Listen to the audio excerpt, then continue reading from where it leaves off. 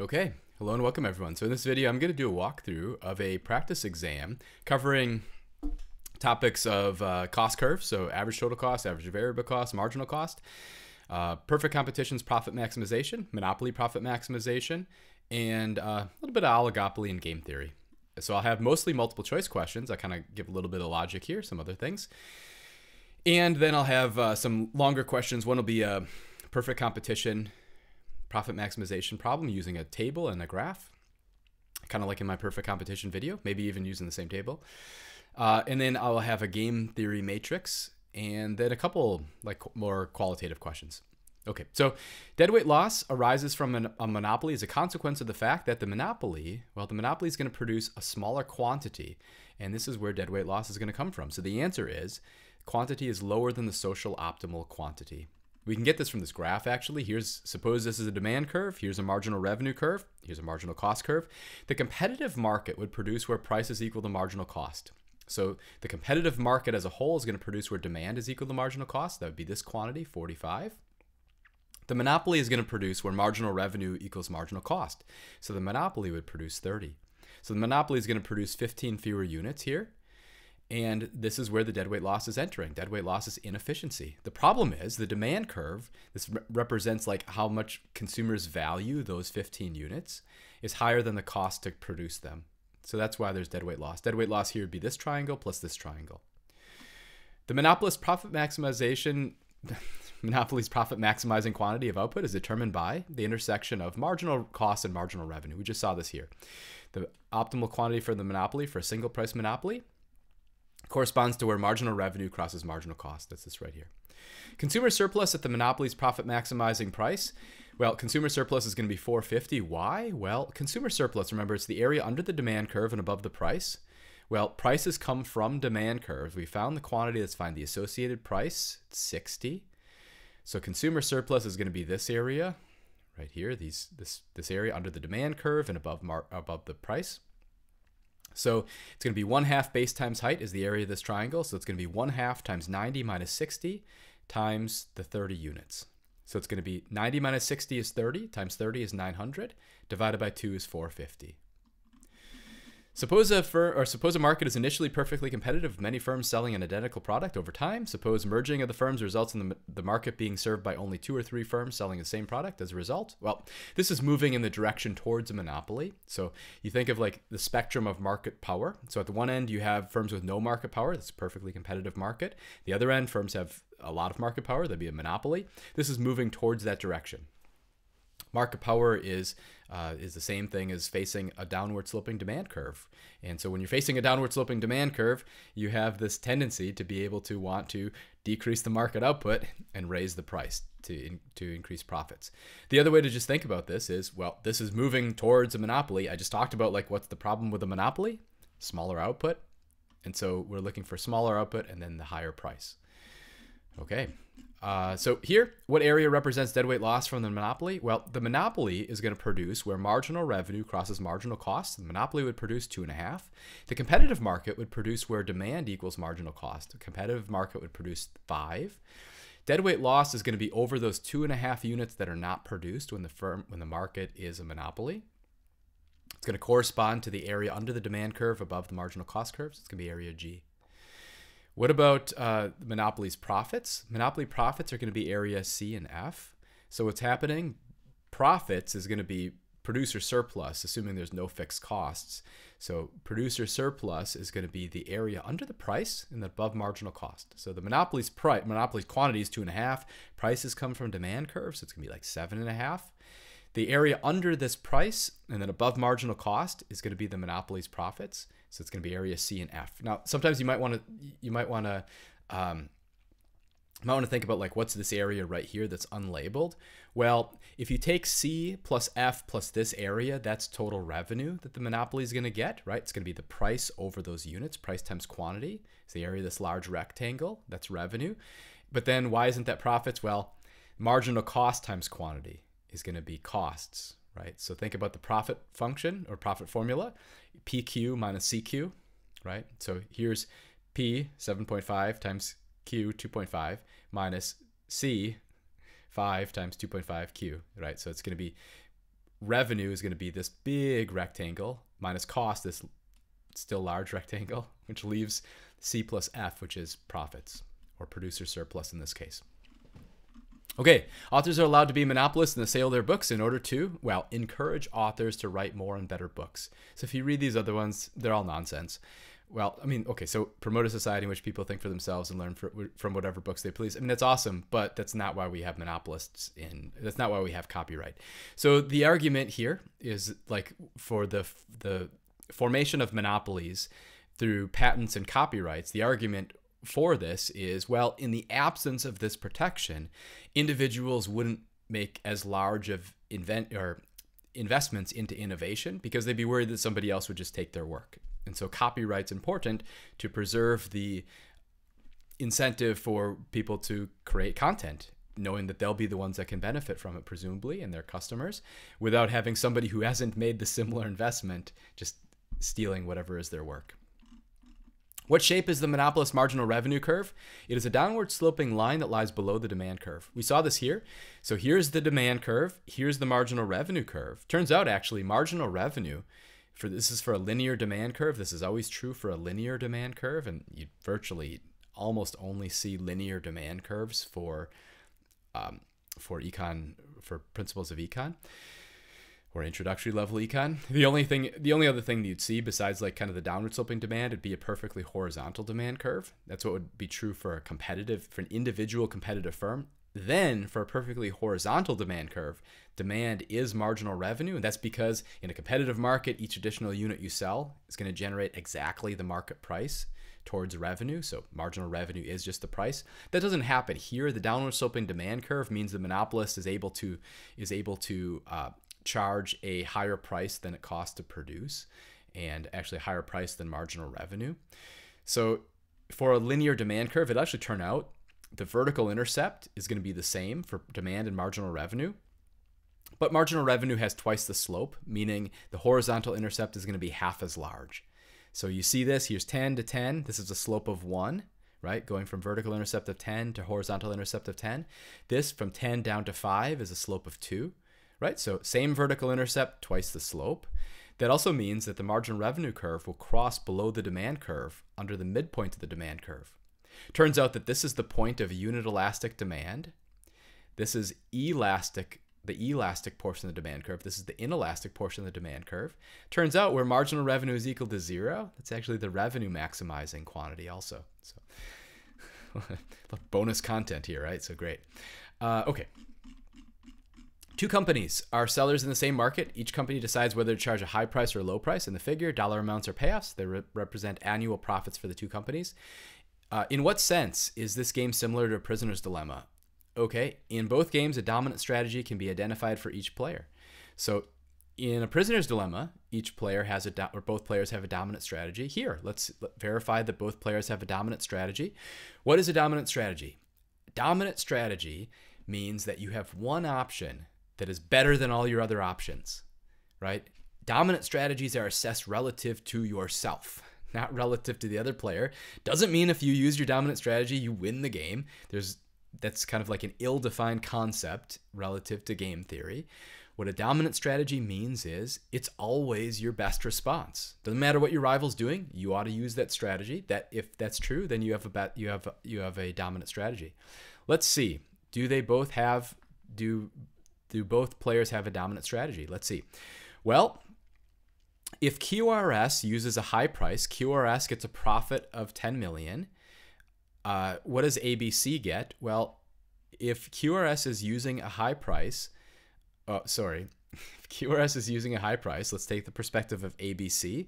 ABC can get a profit of 10 million by also using a high price, or 14 million by using a low price. Okay, so low is a best response for ABC to QRS's choice of high price. So you might want to like underline this right here. What if QRS uses a low price? Well, ABC gets a profit of 4 million if they choose a high price, or 6.5 million if they choose a low price. So we'd underline this right here, indicating that low price is a best response to ABC's choice of low price is a best response to QRS's choice of low price. Well, we've now identified a dominant strategy for ABC. Low price is always preferable for ABC than high price, right? So it doesn't matter if QRS uses a low or high price. ABC wants to use a low price because low price is always better. All right, so suppose ABC has chosen a high price. What does QRS want to do? Well, QRS gets a profit of 10 million if they also choose a high price, or 14 million if they choose a low price. So we'd underline QRS's profit of 14 million. What if ABC uses a low price? If ABC uses a low price, then, well, QRS can get a profit of 4 million for using a high price, or 6.5 million for using a low price. So we'd underline this right here. So we'd have underlines here and here, which would indicate that low price is a dominant strategy for QRS as well, meaning low is better than high, regardless of what ABC does for QRS. Notice also we'd have an underline here and we'd have an underline here. Two underlines in the same cell would indicate that we've got a Nash equilibrium. Nash equilibrium means nobody wants to be the only one to switch. And sure enough, they would rather be at 10 million, right? But no one can get there alone. What happens if we're currently both using low price and somebody switches to high price? Whoever switches to high price while the rival still is doing low is going to end up reducing their payoffs to, well, in this case, 4 million or 4 million. All right, so yeah, in here we've got a dominant strategy. Are there multiple Nash equilibrium? No, not in Prisoner's Dilemma, not here either. In both games, cooperation is easy to maintain. No, not in a one play. If you repeat, maybe you can get cooperation in a Prisoner's Dilemma. If in both games, if both pursue their interests, the outcome is the best possible outcome for both players. No, we just showed that this is the best possible outcome jointly for society, right? 20 million, sum these up, 20 million versus like 18 million, and then I can add 13 million. So that's definitely not true. Okay. In a competitive market, the current price is 5. So the typical firm in the market has average total cost of 5.550 and then average variable cost of 450. What's going to happen? Well, look, if price is below average total cost, the firm's making a loss. So we know they're going to exit in the long run. If price is above average variable cost, we know they're going to keep operating in the short run, but they're going to exit in the long run. So this is the situation. The shutdown price would be 450. A price lower than 450, the firm's going to shut down immediately. But a price above 450, they're still going to operate. Why? Well, this is the situation where the firm is able to cover their variable costs, just not their fixed costs. This would be like you can pay your workers, but you're not able to pay your rent. Right, so it makes sense to stay open through the end of the lease because you can pay your workers and then maybe make back some of what you're losing on rent, but you're not able to pay the rent, so you have to maybe like shut down or whatever. So in the short run, the firm continues to operate. In the long run, the firms will leave the market. That's right. Firm's marginal cost has a minimum value of 80. Its average variable cost has a minimum value of 90. Its average total cost has a minimum value of 100. The firm will shut down in the short run once the price of the product falls below 90. Why? Because the shutdown price is the minimum of average variable cost. It's the 90. Suppose a firm in a competitive industry has the following cost curves, these right here. If the price is 450 in the short run, what will happen in the long run? Okay, well, here's 450. In the long run, 450 looks like it's the minimum of average total cost. There's zero economic profits there. It's the break-even point. So the answer is nothing. The price is consistent with zero economic profits, so there's no incentive for the firms to enter or exit the market. By comparing marginal revenue and marginal cost, a firm in a competitive market is able to adjust production to the level it achieves its objective, which we assume to be maximizing profit, right? Comparing marginal revenue and marginal cost, a firm in a competitive market able to adjust the production level to achieve that objective. So that's maximizing profit. Don't let this throw you off that it doesn't say setting marginal cost equal to price. Because remember, all firms are going to set marginal cost equal to marginal revenue. It just happens for a competitive market. Furthermore, marginal revenue is price. Now for a monopoly, so you get, remember we get this equality, the competitive markets, the competitive firm is going to set marginal cost equal to price, which is equal to marginal revenue. So marginal revenue equals marginal cost. The monopoly is going to produce where marginal cost equals marginal revenue and then set a higher price, right? Notice that language, I'm saying the firm wants to set marginal cost equal to price, not set price equal to marginal cost, because in the competitive market, firm doesn't set price. It controls its marginal cost and brings it equal to marginal revenue. which is also price for a competitive firm. In a competitive market, the actions of any single buyer or seller will have a negligible impact on the market price. This is our price taker assumption, right? When a profit maximizing firm is earning profits, these profits can be identified by price minus average total cost times quantity. That's right. This is price minus average total cost times quantity. Notice price minus average total cost times quantity.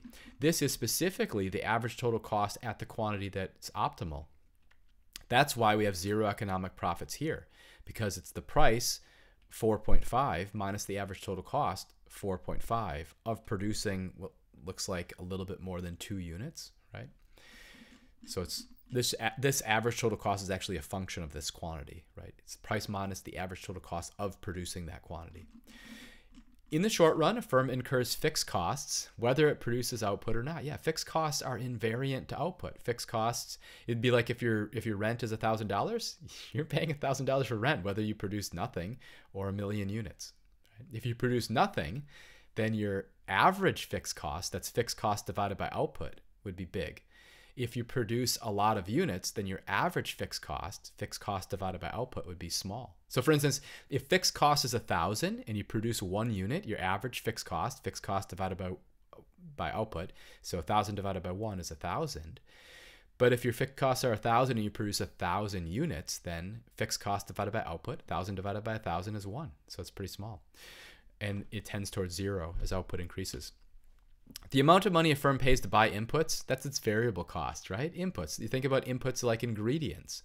So variable costs go to buying inputs, like buying the labor of your workers or buying ingredients to make whatever you're producing. Which of the following statements is correct? So it's actually economists consider opportunity costs to be included in a firm's cost of production.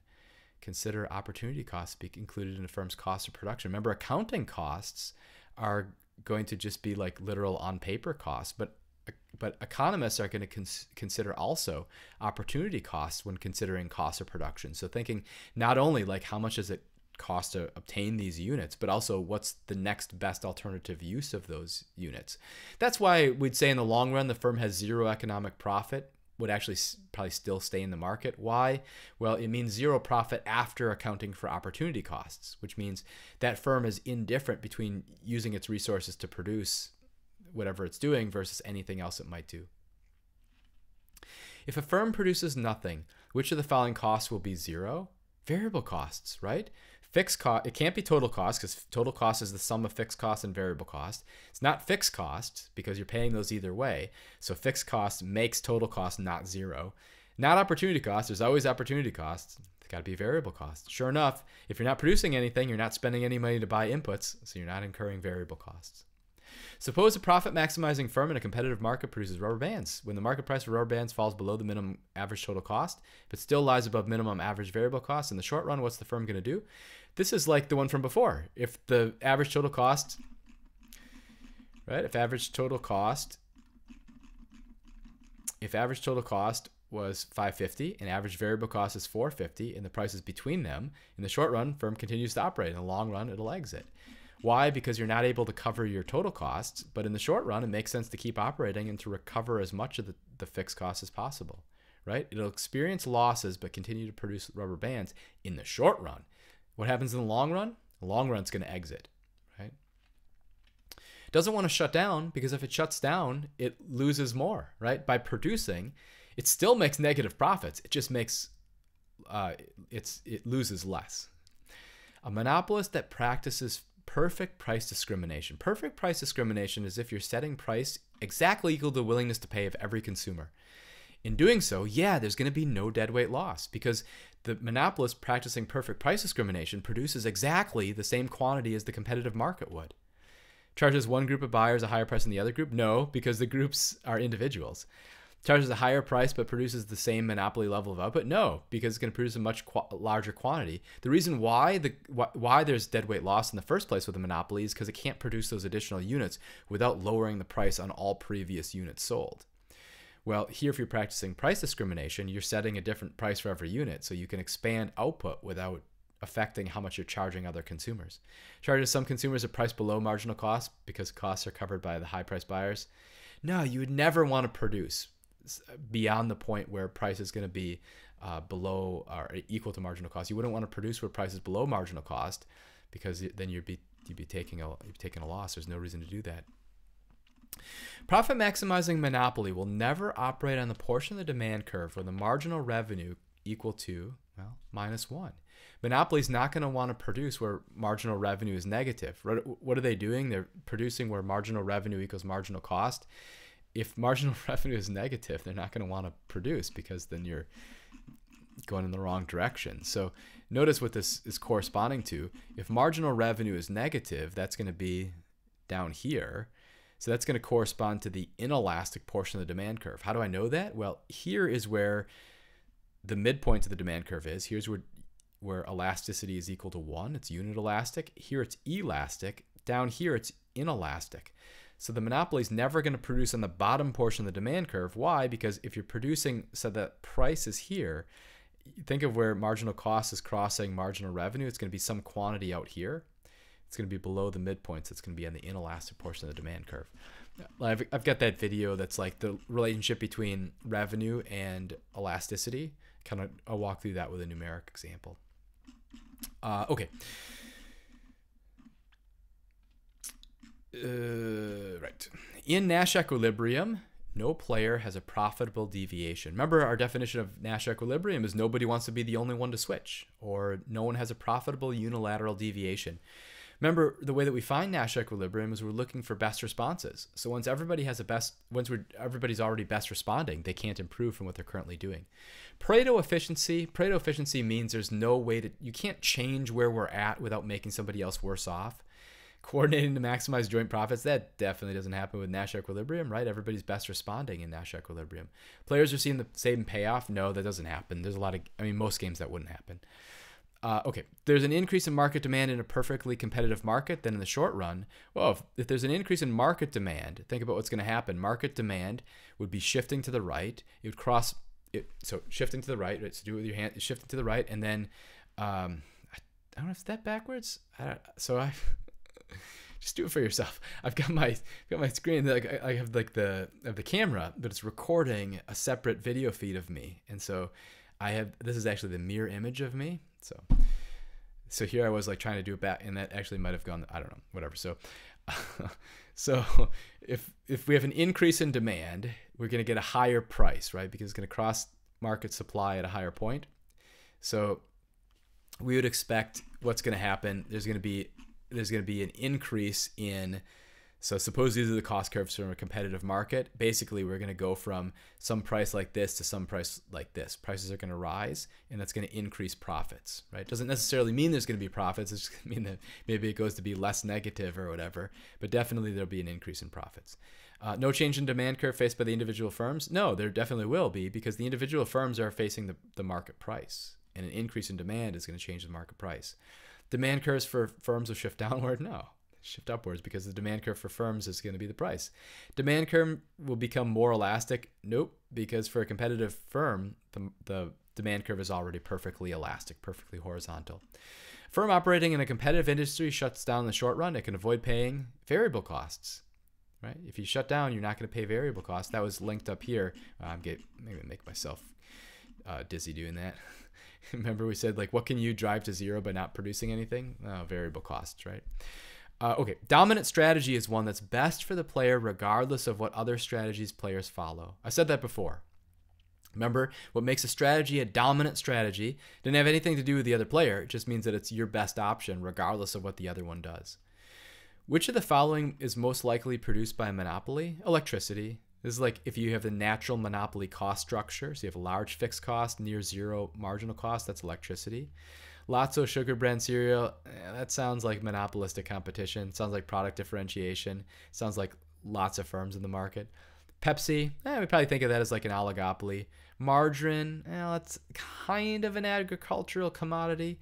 So we'd expect actually maybe something a lot more competitive. Definitely not a monopoly. I don't know if I'd argue it's perfectly competitive, although maybe. Okay. No, I probably less. So think about like how margarine's made. I won't tell you, but it's a lot. It's a little bit more involved than making butter, and so Probably it's not perfectly competitive, but certainly more competitive than a monopoly. Price discrimination is an attempt by a monopoly to increase profit by selling the same good to different customers at different prices. That's the definition of price discrimination. Forces monopolies to charge a lower price. No, that's not it. It's an attempt by a monopoly to prevent some consumers from purchasing its product by charging a higher price. So that's nonsense. Increases consumer surplus associated with a monopolistic market. No, consumer surplus falls and producer surplus, profits rise. In perfect price discrimination, first degree price discrimination, this is where everybody gets their own price. So you're going to charge everybody exactly their willingness to pay. So you're going to get an increase in profit to the firm. That's right. So the whole area under the demand curve and above the price, well, that's going to be everything below the demand curve and above marginal cost is going to be profit. Increases total surplus. Yeah, because if we go from a monopoly to price discrimination, there's going to be less deadweight loss. Perfect price discrimination means no deadweight loss. Decreases consumer surplus. Yeah, all the consumer surplus could potentially become producer surplus. So D, all of the above are correct. How does a competitive market compare to a monopoly that engages in perfect price discrimination? Well, we talked about this right here. So perfect price discrimination increases total surplus, right? The competitive market versus competitive market versus monopoly practicing first degree price discrimination is going to have the same level of efficiency. It's going to maximize total surplus. So total social welfare is going to be the same. There's no deadweight loss. Now, with a competitive market, all that social welfare is going to be consumer surplus. With a monopoly doing perfect price discrimination, all that social welfare is going to be producer surplus. No consumer surplus here, no producer surplus here. Right. In the long run, if we have a horizontal marginal cost curve, if we have the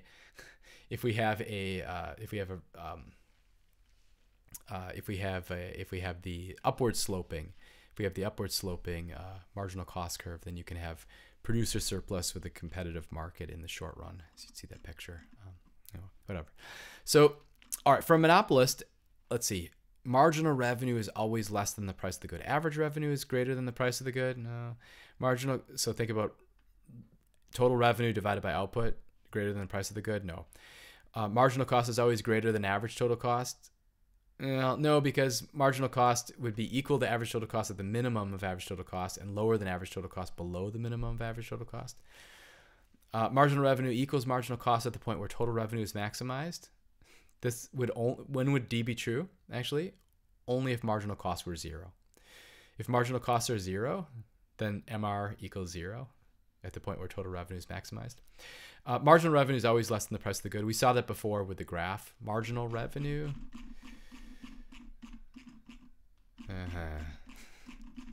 Regretting this. Marginal revenue is always lower than demand for a linear demand curve. Okay. Right. Economic profit will never exceed accounting profit. Is most often equal to accounting profit? No. Is at least as large? No. Is a complete measure of profitability than accounting? Is a less complete measure of profit. If this had more complete, that'd be the right answer. Will never exceed accounting profit. That's right. What's the difference between economic profit and accounting profit? Economic profit has already deducted opportunity costs. And so if there's no opportunity costs, economic profit would equal accounting profit. But if there are opportunity costs, economic profit will be smaller than accounting profit. Economic profit can never be larger than accounting profit. Okay, short answer. So consider a competitive firm facing the following cost structure. So here's quantity, here's total cost, fixed cost, variable cost, average total cost, average variable cost, marginal cost. Total cost divided by output, TC divided by Q is going to be ATC. VC divided by Q is going to be AVC. The incremental change going from 0 to 1 unit and then 1 to 2, right, is the change in total cost. When you're adding an additional unit, that's marginal cost. How much will the firm produce if the market price is 5? If the market price is 5, we'll want to set marginal cost equal to price. Okay, so that can happen here. Marginal cost is equal to price here. So maybe I want to produce 2 units. But wait a second. Here, marginal cost falls and then rises. And somewhere along here, it's got to be equal to 5 when it goes between the 4th and 5th unit.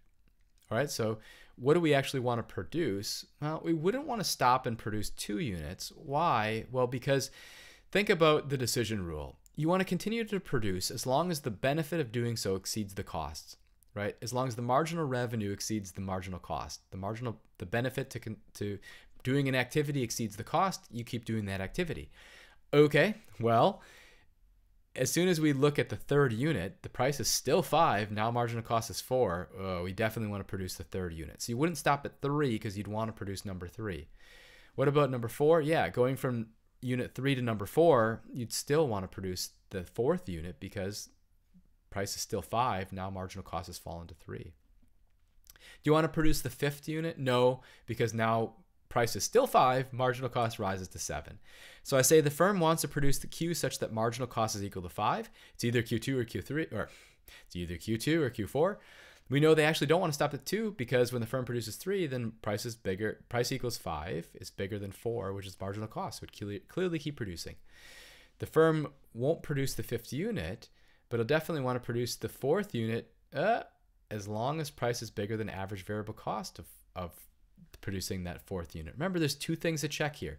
You have to find where the quantity where marginal cost equals price, and then you have to make sure that that the average variable cost of producing that quantity is bigger than the price. Let's check it. So here is the quantity. Oh, but the price was 5. The average variable cost is 5.5. Uh-oh. The average variable cost of producing 4 units is 5.5. Also note the average variable cost of producing 2 was 7.5, which tells us the firm would actually want to produce 0, right? So you have to check both things. You have to check and see where's the quantity where marginal cost equals price. Well, that's going to be 4 because that's for this reason here. Then you have to check and see, well, is price bigger than average variable cost? Have we met our shutdown condition? No, it's not. So we'd actually rather shut down. Okay, what's going to be the firm's profits here? That's actually the next one. What will the firm's optimal profits be if the market price is 5, assuming we're in the short run situation? Well, if it shuts down, what does it lose? Just its fixed costs.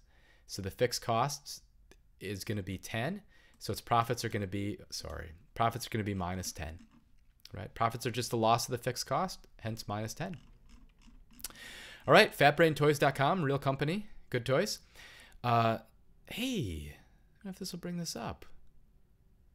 This is one of the examples I come up with. Okay, so fatbraintoys.com, yeah, very good. So just in time for the late November, early December shopping season. And their rival, evidently, are companies selling educational toys and competing in the same market. They see advertising as a way to expand their market share and expand their overall market for educational toys. The game chart below shows the expected stream of profits based on whether they advertise or not advertising. So let's see, if FatBrain and Hearthsong move simultaneously, describe the Nash equilibrium that will result. Make sure to explain in depth while the equilibrium exists. So let's see. What I've done here is I've solved best responses. So I'd said, suppose Hearthsong uses advertising. What does FatBrain want to do? Well, if they advertise, their profits are 300. If they don't advertise, it's 180, so we'll underline 300 because their best response to advertising is also to advertise. What if Hearthsong doesn't advertise? Well, FatBrain gets 410 or they get 280. So their best response is also advertising, which tells us FatBrain Toys has the dominant strategy to advertise because advertising gives them a higher profit regardless of what Hearthsong does. What about Hearthsong's profits? Well, if FatBrain's advertising, Hearthsong gets 370 for advertising or 200 for not advertising. So they have a dominant strategy to advertise. If Hearthsong, or if FatBrain doesn't advertise, Hearthsong gets 480. If they advertise, they get 430. If they advertise, they get 280 if they don't advertise. So Hearthsong always wants to advertise. Actually, both firms have a dominant strategy to advertise. So they'll both advertise. As 2 underlines in the same column correspond to a Nash equilibrium. So my comment, both have a dominant strategy to advertise. Nash Equilibrium will be advertise, advertise. This is a Nash Equilibrium because once we're there, no one wants to switch to no, as this will lower their profits. Remember the definition of Nash Equilibrium, and we reinforce this by finding best responses, is nobody can benefit by switching alone, right? If you're here and Fat Brain switches, they can only go here. 300 to 180, they don't want to do that. If we're here and Hearthsong switches, they can only go here to 200. So yeah, Fat Brain would like it if Hearthsong moved them over to here, but they can't get there alone. And the definition of Nash Equilibrium is just it's got to be the case that no individual can gain by deviating. And that's true here. What would be the Nash Equilibrium if Fat Brain moved first and then Hearthsong moved second, having observed what they've done? It actually doesn't matter because we've identified dominant strategies. What a dominant strategy means is you have one strategy that's always better compared to your other strategies, regardless of what the rival does, which tells us here, because there's a dominant strategy to advertise, that means advertising is always better than not advertising. So it doesn't matter what the rival's doing, you're just always going to advertise. So that's the comment here. Would this be a prisoner's dilemma? Well, to have a prisoner's dilemma, both have to have a dominant strategy. So they do both have a dominant strategy. Also, to be a prisoner's dilemma, when they use their dominant strategy, they have to both be worse off. Like the joint payoff, summing up their payoffs, has to be lower than if they both don't use their dominant strategy. So we're comparing this outcome to this one, summing up. Well, 300 plus 370 is 670, which is larger than the sum of 280 and 280. Right? So this is not a prisoner's dilemma. I'd say neither. It fails the second requirement. Jointly here, they are better off when they use their dominant strategy. In a prisoner's dilemma, we need there to actually be mutually better off when they're not. I know the Fat Brain Toys people. So Fat Brain Toys was started out of a basement in Elkhorn, Nebraska. Good people, good company. So that's why they're in my video, in my test. All right, when I was growing up as a child in Wisconsin, mother would drive the family across town to a store to sell bakery items from the previous day at a reduced price to anyone willing to arrive early enough in the morning, a few hours before the store would officially open. So this is examining price discrimination via the hurdle method. There is a discount. What's the discount? Well, there's a lower price available to those who are willing to go to the day-old bakery. So this is like, you have to get up early. It's kind of a bother. You have to drive across town. You have to wait for them to open up. And if you're willing to do that, you get a lower price. So that's the discount. What's the hurdle? The hurdle is going to the store early in the morning to buy older bread. Not everybody's willing to do that. And this is a little bit inconvenient. So that's the hurdle. The obstacle, what's the obstacle that people would have to get around? It's like clipping coupons. So coupons, what's the discount? Well, the reduced price. What's the hurdle? Not everybody wants to clip coupons because it takes a lot of time. You got to remember to carry them with you, and you have to remember to use them. Who won't jump over the hurdle? Those with a higher willingness to pay. Often those with more resources or who are busier, or just will pay the price to buy fresh bread at a more convenient time. And then who will jump over the hurdle?